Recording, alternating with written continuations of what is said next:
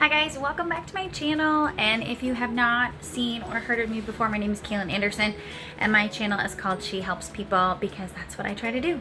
So on this video today, I wanted to get a little bit personal and share with you how I paid off just under $50,000 in student debt in under 4 years. Let that sink in for a minute. It's kind of crazy. Student debt is scary. It's overwhelming. If you are anything like me, it's almost paralyzing. A lot of the choices that I've made or didn't make in life had to do with the cost associated to them. I was someone who was not comfortable going into an insane amount of debt for the name of a school. I was also someone who couldn't justify taking on a degree that came with a higher price tag. I understand that there are many careers in this world that just have high price tags, especially if you're doing something medical, something that's going to take quite a few years of time. I just couldn't do it. I couldn't do it. I came straight out of a small town, really working hard, blue collar family. And for me, I was the first student in our family to go to college of my parents, and I had 4 siblings behind me, 4 of which, 3 of which will be entering college here sooner than later. So 2 of us have made it through and or are just continuing education. So for me being the oldest, I couldn't justify asking them to pay for anything for me. I knew that that wasn't an option. And being the first, we really didn't know where to turn, how to start, what to do. So we were relying on advice from other friends, like parents who already had kids who went through it. We were relying on, the help of the high school at the time, like what resources they had to help us, the guidance counselors, to kind of get us going. Now, I will preface all this by saying, I'll tell you, what field I was thinking about starting in, kind of the cost of education, and then how the heck I managed to pay this off. Disclaimer, there's no magic secret recipe. I had to work really, really, really hard. So if you are going through this right now, hopefully I can kind of give you an idea or some skills and things that might be able to help you flip some things for profit, or get some skills together to help you make some extra money. And if you have kids going to school, this is my recipe. So we'll see. So I started with the intent of being a pharmacist. That was the plan. I did my shadowing, I got my letters of recommendation, I got accepted into the programs at multiple schools. We checked out what those programs offered and the costs associated with them. And my parents and I made this plan. I was the typical well-behaved, got, decent grades, could go, and they said, well, if you're gonna go medical, because the thought, again, in, working class, blue collar homes is, try and make more money, try and do, a medical career field, they don't want you to have to work as hard as they did. And so if you can resonate with that, then, this is definitely for you. But so we put everything together, and I ended up choosing a private school, but that was much closer to home.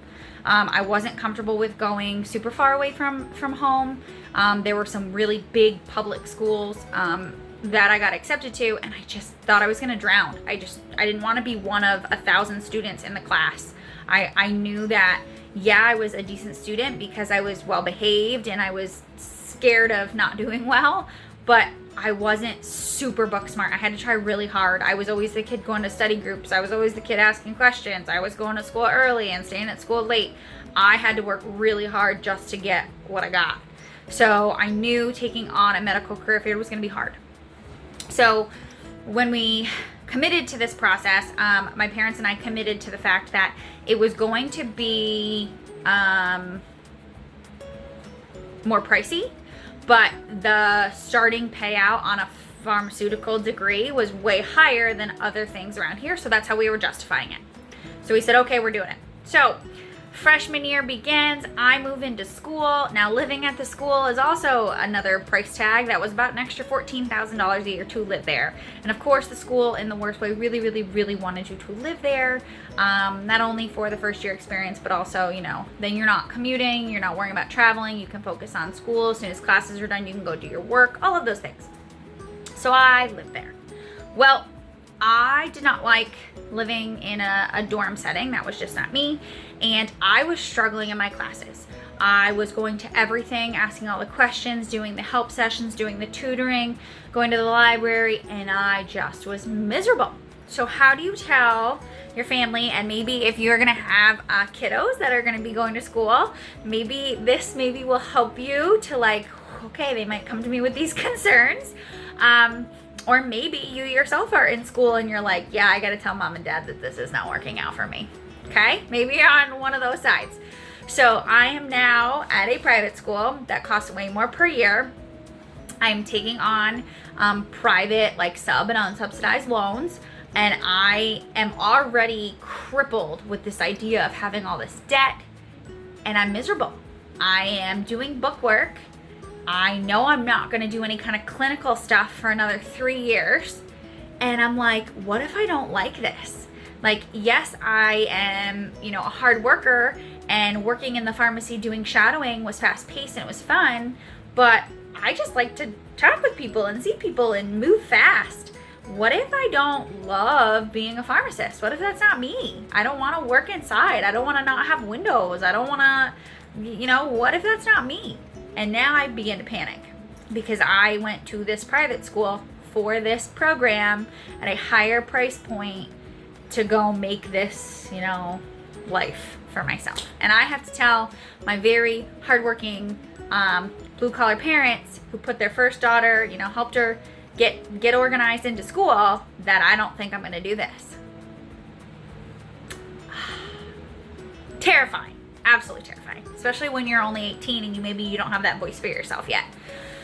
So I said, okay, I got to get a plan together, and I have to have the whole plan ready to go before I even speak with them, because I know how people work, and I know that if I don't have all my T's crossed and I's dotted, that if there are any inconsistencies in my plan, they're gonna shut me down.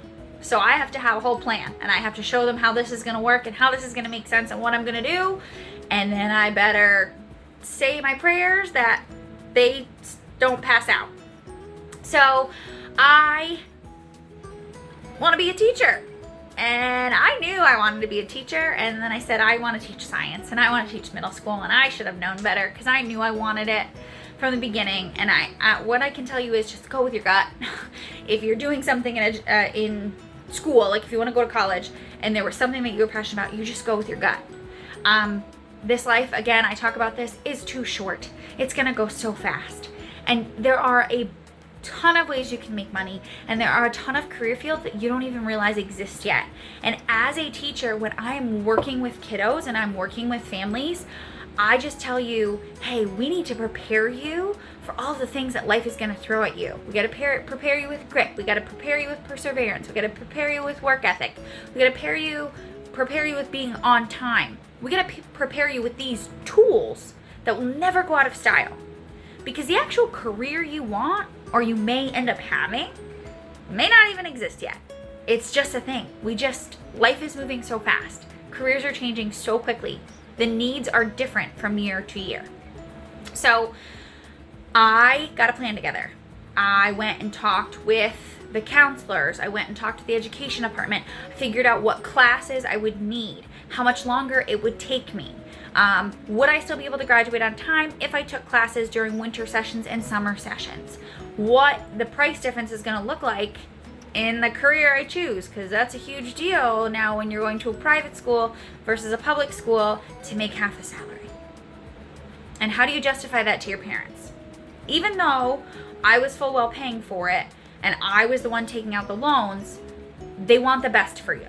Okay, so whether you are the parent and you want the best for your child, or whether your child trying to understand how the heck your parents are going to support this, they're going to want the best for you. So they're going to ask you some tough questions. So we got a plan together. And I took a deep breath and I made the phone call. And I said, listen, I need to change this now. I will not miss a beat. I will graduate on time. I'm going to do a dual major in special education and middle school science.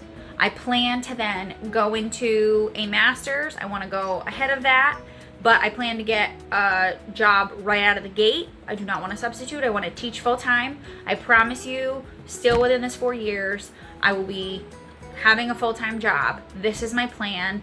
This is how I can stay here. And then the question that came next was, well, how are you going to pay for this? And I remember my father got on the phone and he said to me, listen, we cannot do this. We can't do it. I am not telling you you have to stop going to school, but what I'm telling you is you need to think very long and hard about if this is worth it for yourself, because we cannot give you a dime and you need to figure it out on your own. And no matter what end of that conversation you're on, it was a hard pill to swallow for everyone involved. And so we hung up the phone, and then I called them back and I said, okay, listen, I'm going to move back home. I'm going to commute. I'm going to stay at this school. Luckily, it was a very long drive, but I made it work. I'm going to commute. I plan to get myself a newer car, so that way I have a reliable vehicle to commute with, and then I will not be paying the extra money to live here.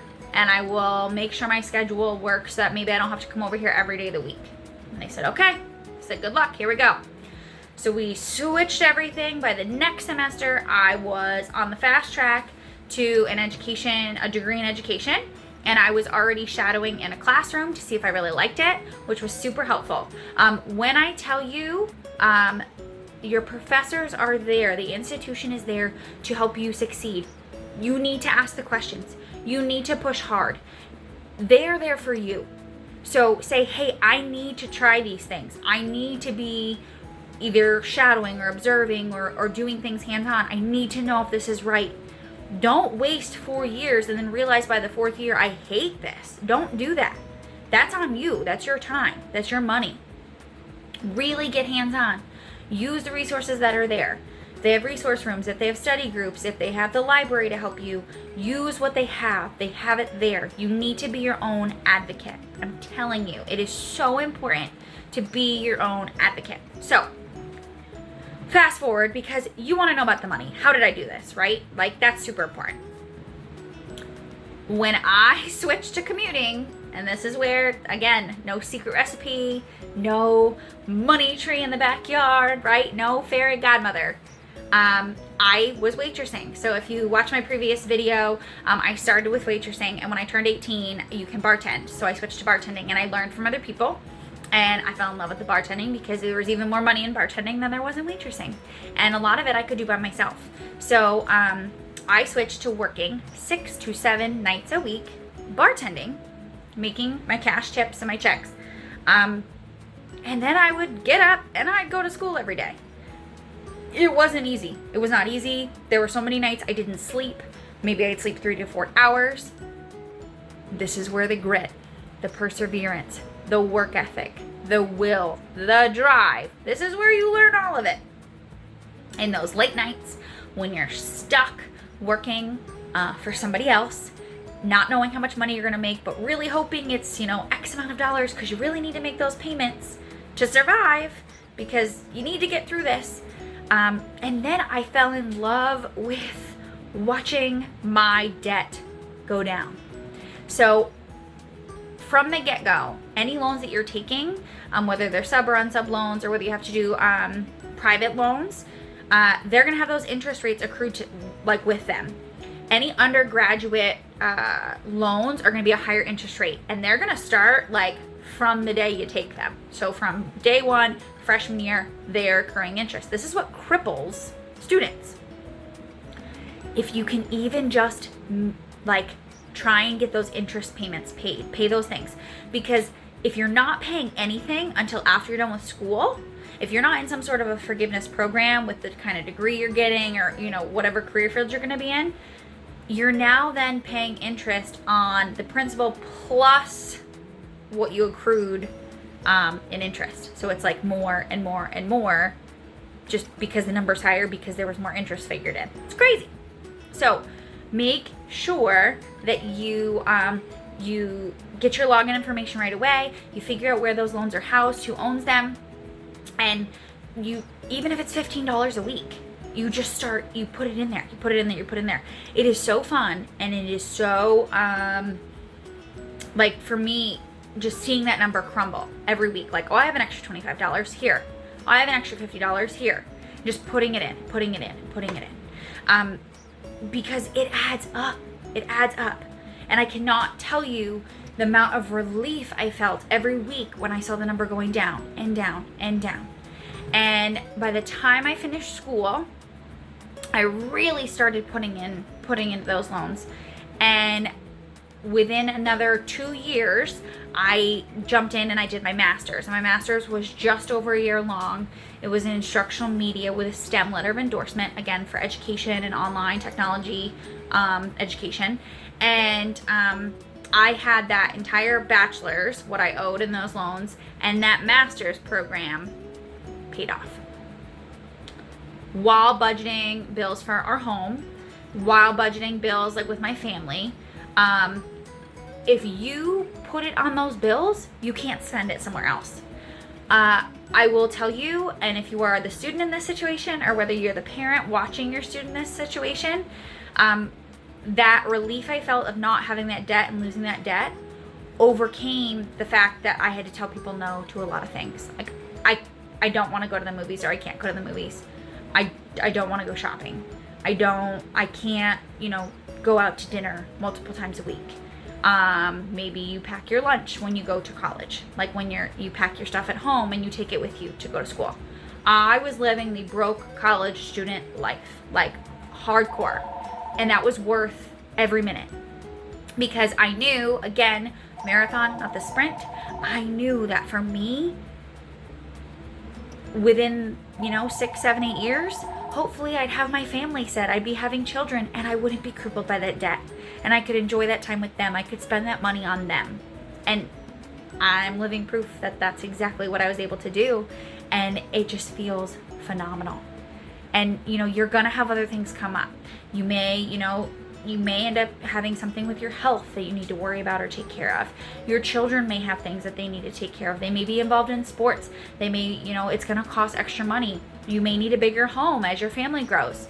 And so if you can get yourself set up in a career that you enjoy, that's helping make those ends meet, but you're also just hustling and you're paying that debt off, and you can start with a good foundation. The number one fight that I see in young couples, young marriages, on families is money. It's debt. When you remove that, that's a huge stressor off of your family's plate. It's huge. So if you are doing it yourself, do yourself the favor and start today. Start today. And if you're looking at this for your children that are coming up, make them work. Make them do it. They will thank you in the long run. They will thank you. I have never once said, I wish my parents paid for this, or, why me? Why was I not brought up? No. I've said, they've taught me to work really hard. They gave me skills and tough love and really made me question my life choices. And they were always there to answer that phone call when I was having a moment or I was having a meltdown. But they were also there to say, you got to keep going. This is your journey. This is what you chose. You need to finish. You need to be consistent. You don't quit. Like, they were there just to be that support system for me. They didn't need to be that financial system for me. And that's huge. So if you have any questions about this, I'm not saying bartending is the answer for everybody. Maybe, you do something else. I've seen people who flip furniture on the side. They get stuff. I used to do that too for fun. You get pieces off the side of the road. You get them for free. You clean them up. You do stuff to them. You sell them. If you have the storage space, awesome. Do that. People are doing yard selling things online, selling your old clothes. There are so many different hacks that you can do. So many different things you can do to make money. But you have to do something that works for you in your schedule. And for me, the quickest way to do that, I was just good at waitressing and bartending. And it was something that I could do at nighttime when those, restaurants were busy, that would make good money, that didn't interfere with my daytime. So I was tired, I was highly caffeinated, and it was a crazy period in life, but I don't have to do those 6 days a week anymore. And I'm so thankful for that foundation that I built, because the one fight I do not have with my husband is money. And the one thing I don't have to worry about when I need to buy something for my children is money. You know, I'm not a millionaire, I am not rich, but I am comfortable, and I have a healthy budget, and I have healthy bills and things that I can afford. I don't live outside of my means. And I'm so thankful for those skills, because those are the skills that I built on this foundation that help me every day to get to where my next goals are and to the next things that I want. So if you have any questions about how to do that, how to get into the bartending or the waitressing, how to get into those loans and figure out how you start paying those things off, anything like that I can help with. This is not legal advice. I'm just telling my personal story, what worked for me and how it helped me, but how it helped me to relieve so much stress and anxiety and that paralyzing, crippling fear of, having this debt. For me, I was like, I'm an all or nothing person. So I was saying, like, for 4 years, I was like, I'm not going to the movies. I'm not going out to eat. I really took a back seat on some of those things. I really made sure I hung out with family, and I took time to like spend my time that way, do things that were very budget friendly. Once in a while, I would really treat myself when I was like, hey, listen, like, I'm wearing the same clothes since middle school, and I'm thankful I can fit into them. However, like, this is a little much. I would go buy 1 or 2 things for myself, but that was my number one priority, and it just kind of was like this snowball effect. And once I got going with it, I couldn't tell you how great it felt to just knock that debt down, to be able to have my career and not have my entire paycheck leaving every time I got it.